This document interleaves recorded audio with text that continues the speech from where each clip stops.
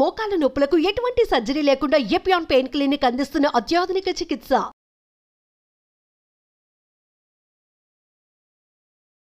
ఆ పిజ్జా కావాలి, ఆ బర్గర్ కావాలి, వాడిచ్చే ఐస్ క్రీమ్ కావాలి అని తిని రోగగ్రస్తులమై భయమై డబ్బులంతా ఈ కంపెనీలకు ఇస్తున్నాం.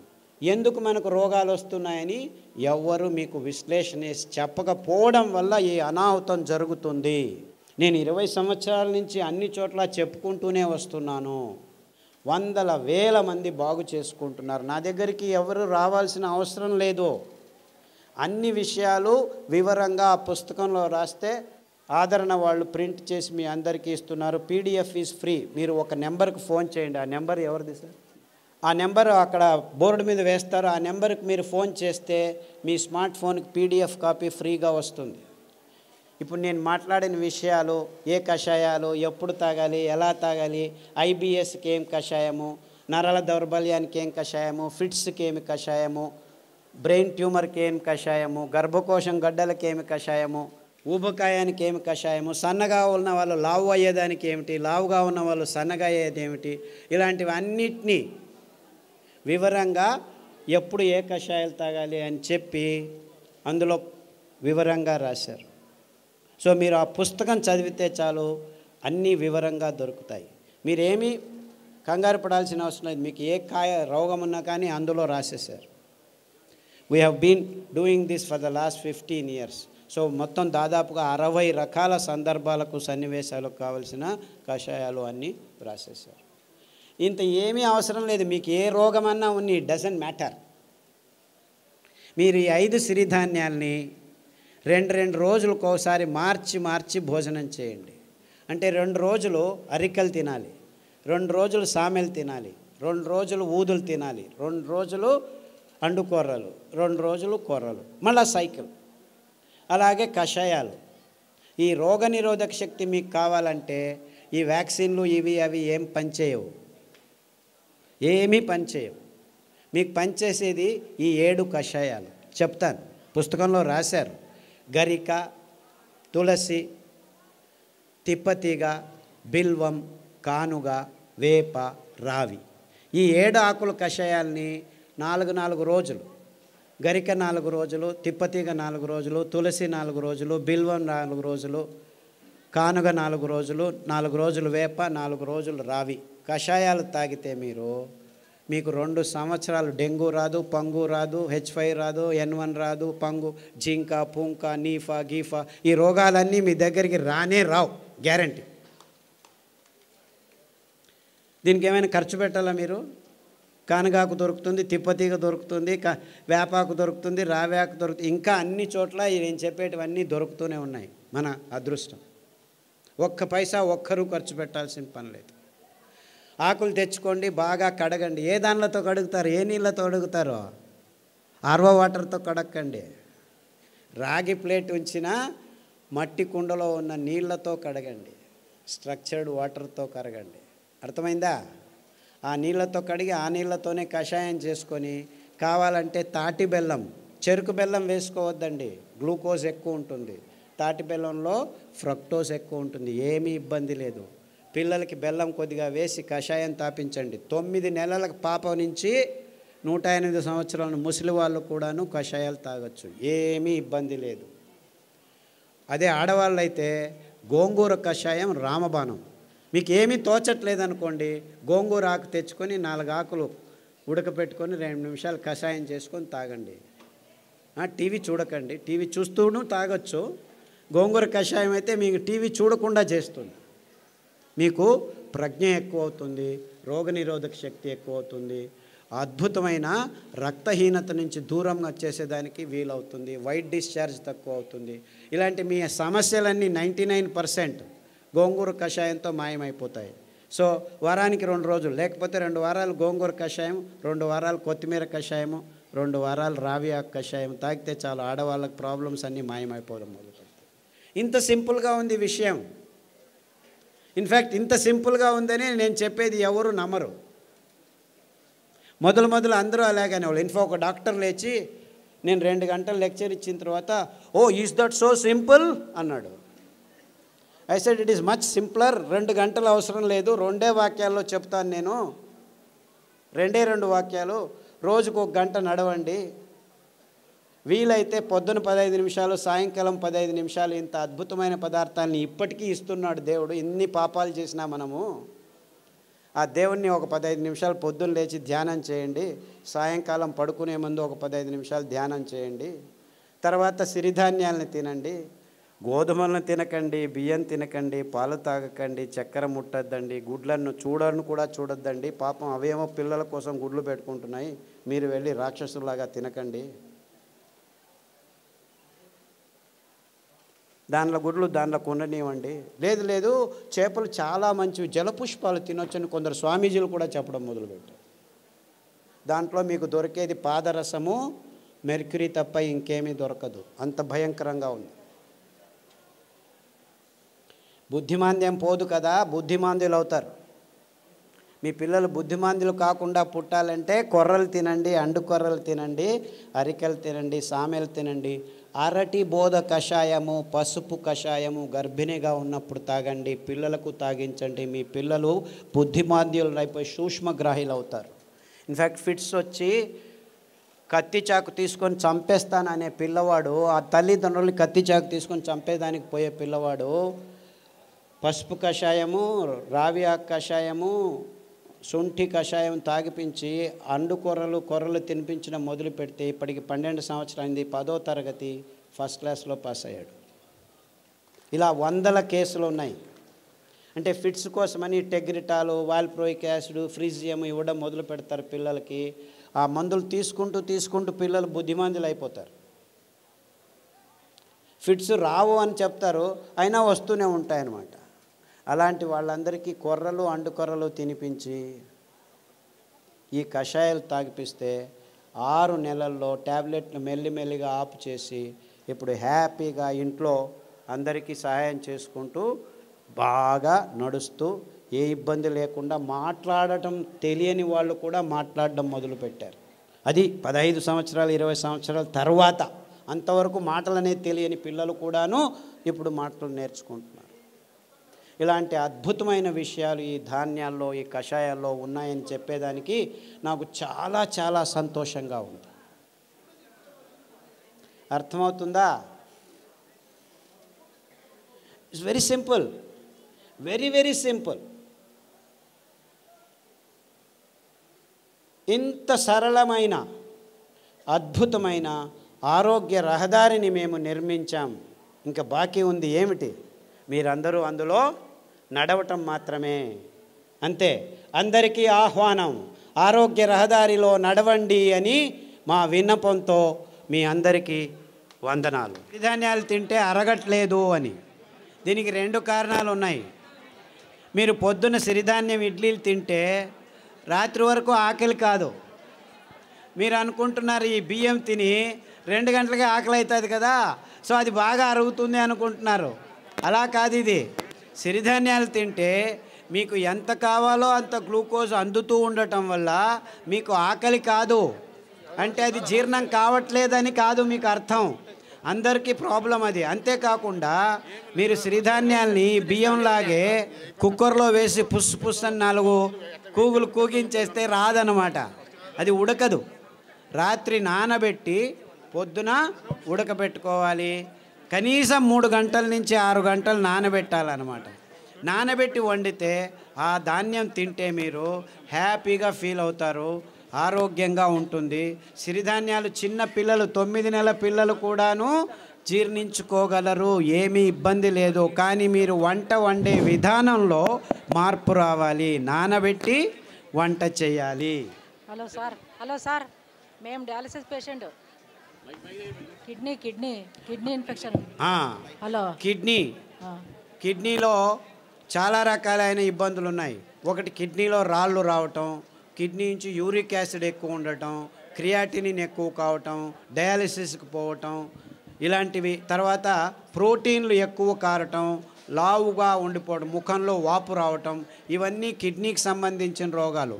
కాలు కూడా ఇంత లావు నీళ్లు ఊరుకోవడం, ఇవన్నీ ఇబ్బందులకి చాలా సరళమైన పద్ధతి అరికెలు 3 రోజులు, సామెలు 3 రోజులు గంజి రూపంలో తాగాలి.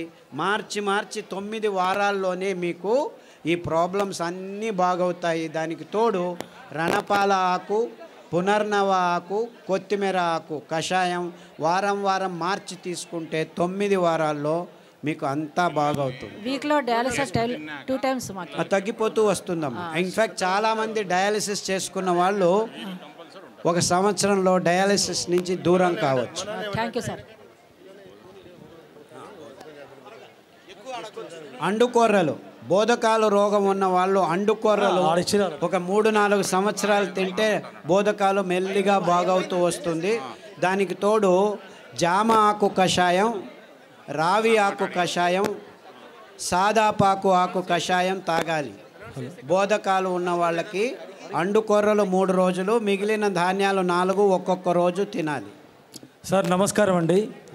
సార్ ఇక్కడ సార్ ఇటుపక్క సార్ చెప్పండి సార్. నా భార్యకి 4 సంవత్సరాల నుంచి ఒక వ్యాధి ఉన్నదండి. ఆమె ఉదయం పూట సరిగా పండుకోదండి. రాత్రి పూట పడుకున్న తర్వాత మళ్ళీ తెల్లవారుజామున లేదండి. ఆ రాత్రి తెల్లవారుజామున అట్లా 2 రోజుల వరకు అలాగనే నిద్రపోతుందండి. లేస్తే తల తిరిగి వెంటనే మళ్ళీ కింద పడిపోతుందండి. ఈవెన్ పక్కన ఉన్న బాత్రూమ్ దగ్గర నుంచి మంచం దగ్గర రావడానికి కానీ తను నడిచే శక్తి లేక చిన్నపిల్లలాగా దొగ్గాడుకుంటూ వచ్చి మంచం మీద పడుకుంటుందండి. లేస్తే మళ్ళీ ఫుల్గా యాక్టివ్గా ఉంటుందండి. ఇది ఎందుకనేది అర్థం కాలేదండి. దీనికి వెర్రి నువ్వుల నూనె 2 వారాలు, నువ్వుల నూనె 2 వారాలు. ఉదయం లేచిన వెంటనే పడిగడుపున తాగించాలి. దానికి తోడు మారేడు ఆకుల కషాయం, బిల్వపత్రం కషాయం అంటారు. మారేడు బిల్వం 2 ఒకటే. గరిక కషాయం, పసుపు కషాయం, సాదాపాకు కషాయం వారం మార్చి తాగించండి. అండుకొర్రలు 3 రోజులు, మిగిలిన ధాన్యం ఒక్కొక్క రోజు. ఇలా తినిపిస్తే 6 వారాల్లోనే తేడా కనిపిస్తుంది. 6 weeks all that it takes. 6 నెలల్లో పూర్తిగా బాగవుతుంది. రక్తపు క్యాన్సరు, గర్భకోశం క్యాన్సరు, మెదడు క్యాన్సరు, ఎముకల క్యాన్సరు, ఇలా 14 రకాల క్యాన్సర్లు పుస్తకంలో పట్టీలో రాశారు. దాంట్లో ఉన్న ఆహారం కషాయాలు వాడితే 6 వారాల్లోనే తేడా రావటం జరుగుతుంది. 6 నెలల్లో చాలా మటుకు మీకు గుణముఖులు అవుతారు. సార్ నాకు ఒట్టిగో డిజినెస్, తల తిరగడము, మళ్ళీ ఇది ఒకటి ఉంది సార్. ఇది బ్రెయిన్ కొంచెం. సాదాపాకు కషాయము, పసుపు కషాయము, అరటి బోధ కషాయము. తర్వాత ఈ వర్టిగో ఉన్నవాళ్ళు చాలామందికి ఈ తంబాకు అంటే పొగాకు, సిగరెట్లు కానీ ఈ లోపల నోట్లో పెట్టుకోవడం కానీ అలవాటు ఉన్న వాళ్ళకి ఈ వర్టిగో ఎక్కువగా ఉంటుంది. అంటే మీరు దాని నుంచి బయటపడాలంటే చేయాల్సింది కానుగ ఆకు కషాయం, చమురు ఆకు కషాయం, రావి ఆకు కషాయం.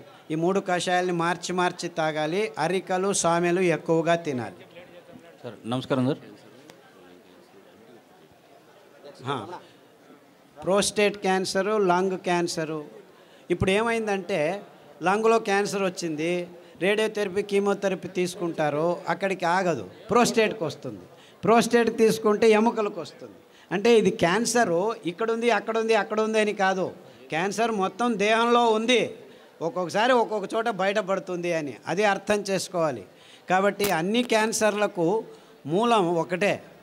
అందువల్ల మీరు పారిజాతము, రావి ఆకు, జామ ఆకు కషాయాలు అన్ని క్యాన్సర్లకు బేస్గా ఉండాలి. ఈ 5 ధాన్యాల్ని 2 రోజులు తినడం మొదలు పెట్టండి. 6 వారాల నుంచి 6 నెలల్లో మీకు గుణముఖుడవడం మొదలు పెడతారు. 2 సంవత్సరాల్లో పూర్తి క్యాన్సర్ మీ దేహం నుంచి బయటపడిపోతుంది. ఏమీ ఇబ్బందులు ఉండకుండా జరుగుతుంది. బ్రెయిన్ స్ట్రెంగ్తింగ్ చేసి అదే చెప్పాను కదా, సాదాపాకు, పసుపు కషాయాలన్నీ ఈ నర దౌర్బల్యాలకి జరిగినదానికి. తర్వాత నువ్వుల నూనె, వెర్రి నువ్వుల నూనె తాగండి. ఐబిఎస్ పుస్తకంలో రాసాము. ఐబిఎస్, క్రాన్స్ డిసీజు, కొల్లైటిస్ ఇవన్నీను లిస్ట్ చేశాము. పుస్తకంలో పట్టీలో ఉంది, గమనించి వాడండి. నమస్కారం సార్. సార్ నమస్కారం సార్. సార్ పాలు కాకుండా పాల ఉత్పత్తులు పెరుగు మజ్జిగ పాలు లాక్టోబాసిల్లస్ తోడుకు పెరుగుకు వేసుకుంటే అందులో ఉన్న కెమికల్స్ అన్నీ నిర్నామం అయిపోతాయి ఫర్మెంటేషన్ వల్ల. అంతేకాకుండా మనకు పాలు కొబ్బరి పాలు అతి అద్భుతమైన పాలు, అన్ని రోగాలను దూరం చేస్తాయి. నువ్వుల పాలు ఇంకా మంచిది, రాగి పాలు మంచిది. సో మనకు ఒక్క పాలు కాదు, కొబ్బరి పాలు అతి అద్భుతమైన పాలు. పిల్లల రోగాలన్నీ దూరం అయిపోతాయి, రోగనిరోధక శక్తి ఎక్కువ అవుతుంది, జీర్ణశక్తి బాగుంటుంది, మెదడు రోగాలు రాకుండా ఉంటాయి. సో మీరు పాలకు పర్యాయం అంటే చాలా పాలు ఉన్నాయి. కొబ్బరి పాలు, నువ్వుల పాలు, రాగుల పాలు, సజ్జల పాలు, ఇలా 4-5 రకాల పాలు. దానిలో నుంచి పెరుగు కూడా చేసుకోవచ్చు, ఏమీ ఇబ్బంది లేదు. సార్ నమస్కారం అండి, నా పేరు పూల రమణ సార్. ఈ పరిసర ప్రాంతాల్లో మాకు రాగిడి భూములు ఎక్కువ సార్. సో ఈ ప్రాంతంలో మేము ఎక్కువగా జొన్నలు పండిస్తుంటాం, జొన్నలు, రాగులు, సద్దలు పండిస్తుంటాం. వాటి గురించి కూడా మీరు కొంచెం దయచేసి వాటి వివరణ కూడా ఇవ్వాలి. పుస్తకంలో రాశారు తటస్థ ధాన్యాలని. ఎందుకు మీరు రాగులు, సజ్జలు, జొన్నలే ఇంకా పెంచుతున్నారంటే కారణం ఇంతే. ఇది చాలా టెక్నికల్ రీజను, ప్రాక్టికల్ రీజను. రాగులు, సజ్జలు, జొన్నలు నగ్న బీజాలు అంటారు. అంటే దానిల మీద కవచం ఉండదు. అంటే దాన్ని మీరు మిషన్కి తీసుకెళ్ళి డీహస్కింగ్ చేయాల్సిన పని లేదు. అందుకే నేను చెప్తే ఎవరు నమ్మరు, మొదలు నమ్ముతూ ఉండలేదు. 20 సంవత్సరాల క్రితం డయాబెటీస్, గ్యాంగ్రీన్, రేపు కాలు కట్ చేయాలని 100 మంది క్యూలో నుంచున్నారు అన్ని హాస్పిటళ్ళల్లోనూ. మల్లేశ్వరంలో యాంపుటేషన్ హాస్పిటల్ ఉంది. రోజుకు 88 మందిని ఒక్కొక్క రూమ్లో కాలు అలా తీసి పడేస్తున్నారు. గల్ఫ్ కంట్రీస్లో ఇక్కడ 80 మంది అయితే అక్కడ 160 మందికి తీసేస్తున్నారు. అంటే డయాబెటీస్ వస్తే అక్కడికి ఆగదు. కొందరికి కాలు తీసేయాలి గ్యాంగ్రీన్ అని, కొందరికి కిడ్నీ లేచిపోతుంది డయాలిసిస్, కొందరికి కళ్ళు పోతున్నాయి, కొందరికి మొనకాలు న్యూరోపతి తీసేసి కొత్త కాళ్ళు వేస్తాం రండి అంటున్నారు. అన్నిటికీ కొత్త కాలు, కొత్త కిడ్నీ, కొత్తది ఎక్కడి నుంచి తెస్తున్నారు? పాడైందుకు ఎందుకు ఉంది అని చూడట్లేదు. కాలు తీసేస్తే ఎక్కడి నుంచి వస్తుంది? మళ్ళీ కొత్త కాలు పెడతారే, కృతక కాలు పెడతారు, అదొక బిజినెస్. పొద్దున టూత్ పేస్ట్లో నుంచి మొదలు పెడితే కాఫీలు, ఇడ్లీలు, దోశలు, పూరీలు, పుల్కాలు, ఇవన్నీ మీరు నోట్లో వేసుకున్న 100 గ్రాములు బియ్యం పిండి నుంచి 35 గ్రాములు గ్లూకోజు 15 నిమిషాల్లో రక్తంలోకి వచ్చేస్తుంది. 15 minutes, that's all it takes. గోధుమ పిండి వేసుకుంటే ఇంకా ముందు వచ్చేస్తుంది. 100 గ్రాములు పూరీలు కానీ పుల్కాలు కానీ, డ్రై పుల్కా తింటున్నాం మేము, ఆయిల్ మంచిది కాదు. డ్రై పుల్కా తిన్నా అంతే, నూనె వేసుకొని పుల్కా తిన్నా అంతే 35 గ్రాములు మీ రక్తంలోకి వచ్చేస్తుంది. మొత్తం టిఫిన్ అయ్యే లోపల 45 గ్రాములు కాఫీలు, టీలు అంతా చేరితే 50 గ్రాములు గ్లూకోజ్ పొద్దున 10 గంటలకే మీ దేహంలోకి వచ్చేసింది. 10 గంటలకు ఆఫీస్కి పోతే మళ్ళీ ఒక కాఫీ, అట్లా పోయి కాఫీ తాగొస్తాం, ఇట్లా పోయి టీ తాగొస్తాం. ఇంకా టీలు కాఫీలు ఎండాకాలం జ్యూసులు తాగుదాము.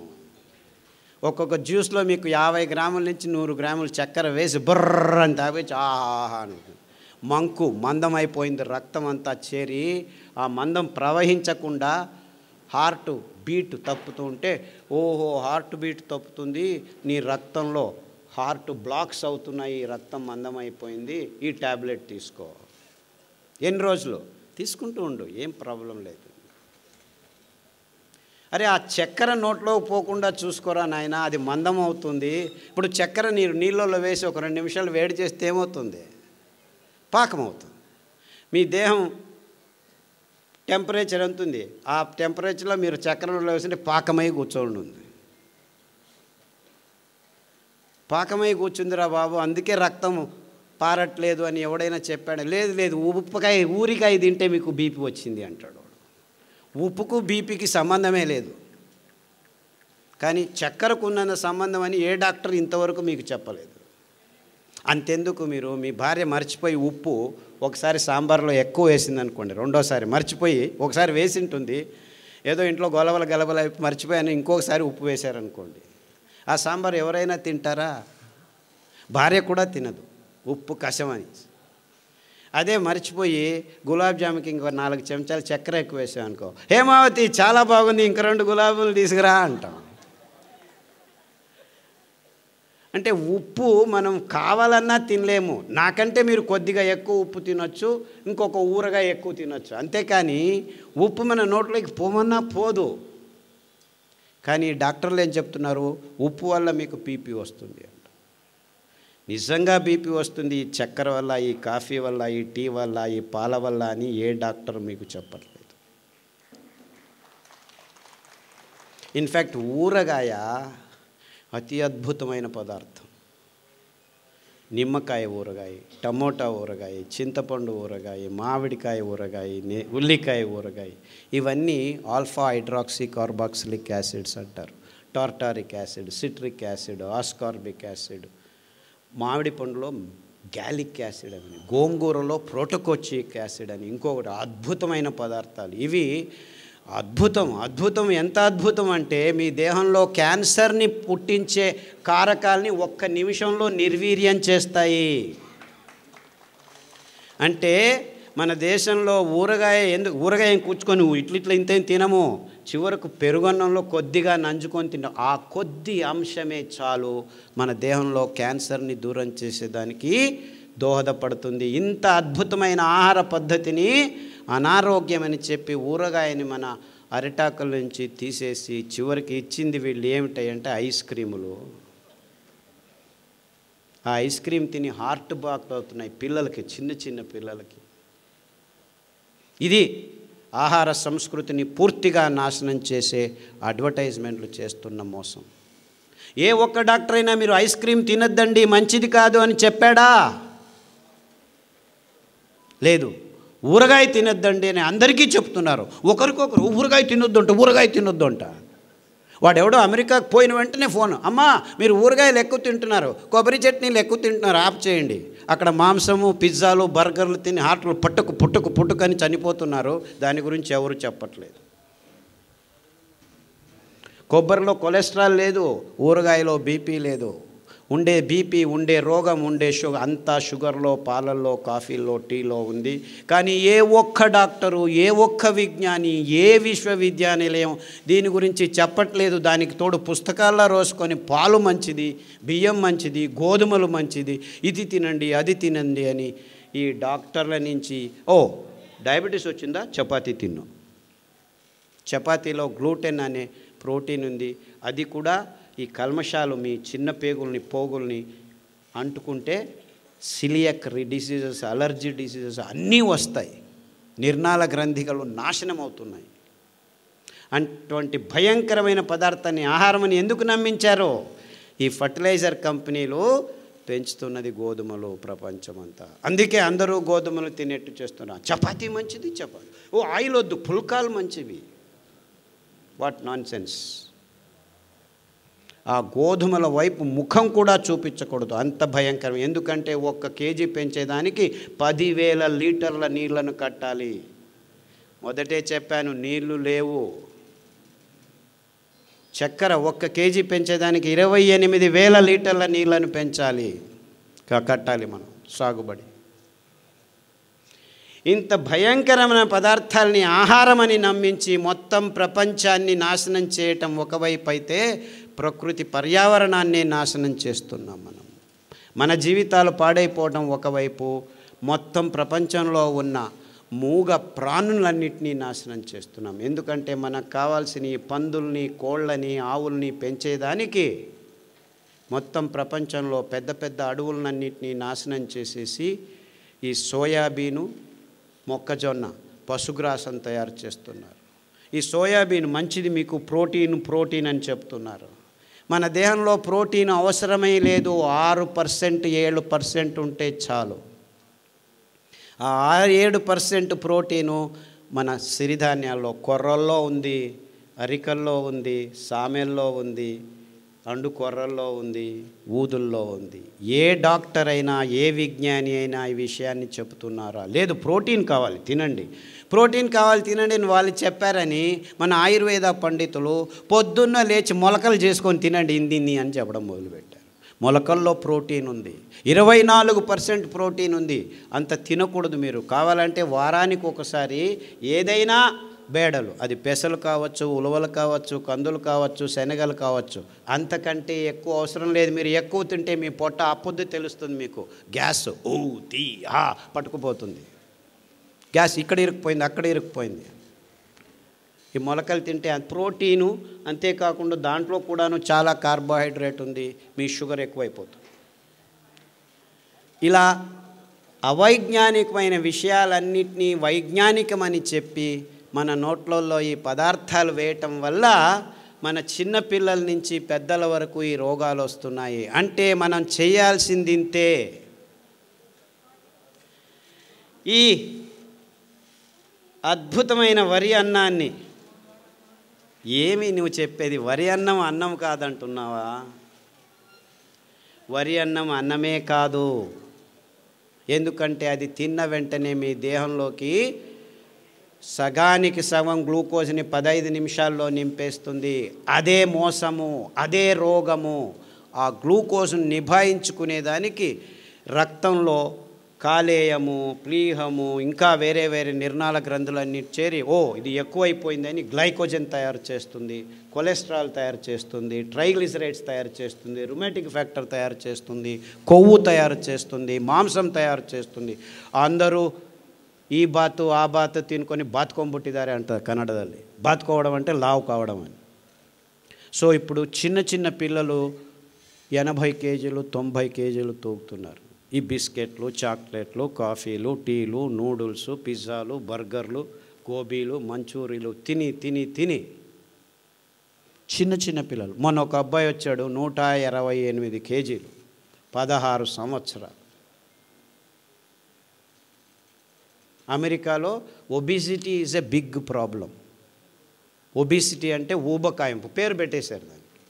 అరే ఎందుకయ్యా ఇలా హూ అని ఊపిపోతున్నారు, గాలి ఊపినట్టు? అంటే మీరు తింటున్న పదార్థాలని ఎవరు చెప్పట్లేదు.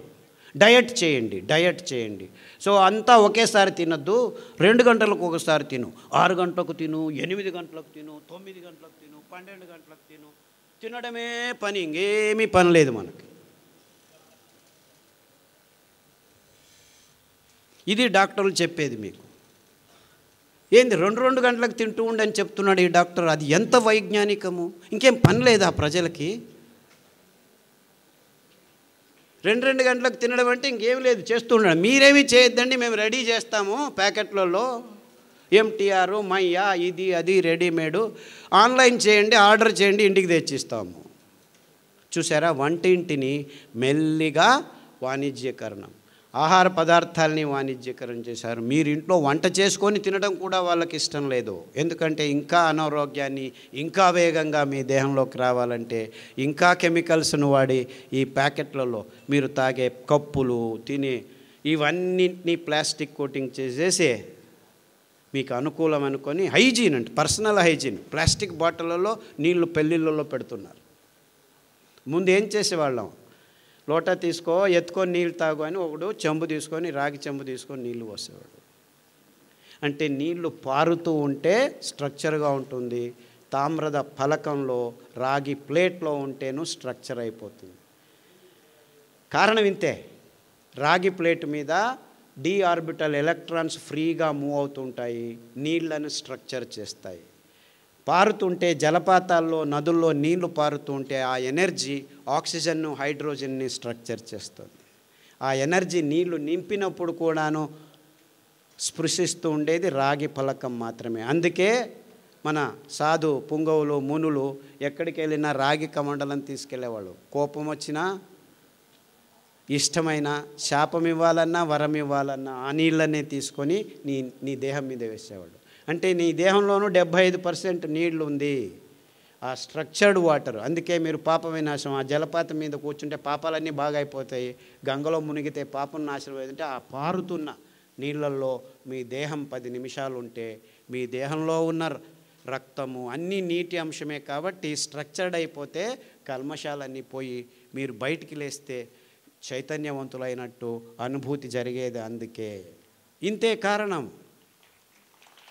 వేల సంవత్సరాల నుంచి సంగమాల్లో పుష్కరాల్లో స్నానాలు చేయండి, మీకు ఇప్పుడు వెళ్ళి స్నానం చేయకండి, అంతా కలుషితమైపోయాయి.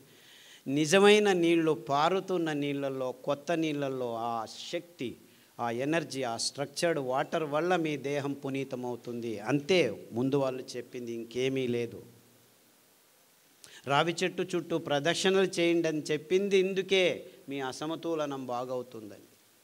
ఇంతే. ఇవన్నీ బూటకం, ఇవన్నీ మూఢనమ్మకం అని మనల్ని నమ్మించి సైంటిస్టులు నిజమైన అద్భుతమైన పద్ధతుల్ని, క్రమాల్ని మన క్రమం నుంచి, జీవన క్రమం నుంచి తప్పించి అనారోగ్యకరమైన ఈ వైజ్ఞానికమని చెప్పి వాణిజ్యీకరణ అంశాలని మన జీవితాలకి జోడు చేసి అందరూ రోగులై సతమతమవుతుంటే మీ అయోమయ స్థితిని, మీ భయాన్ని డబ్బు చేసుకునే వ్యవస్థని సమాజం అంచెలంచెలుగా తయారు చేసింది అని చెప్పేదానికి నాకు ఏ సందేహము లేదు.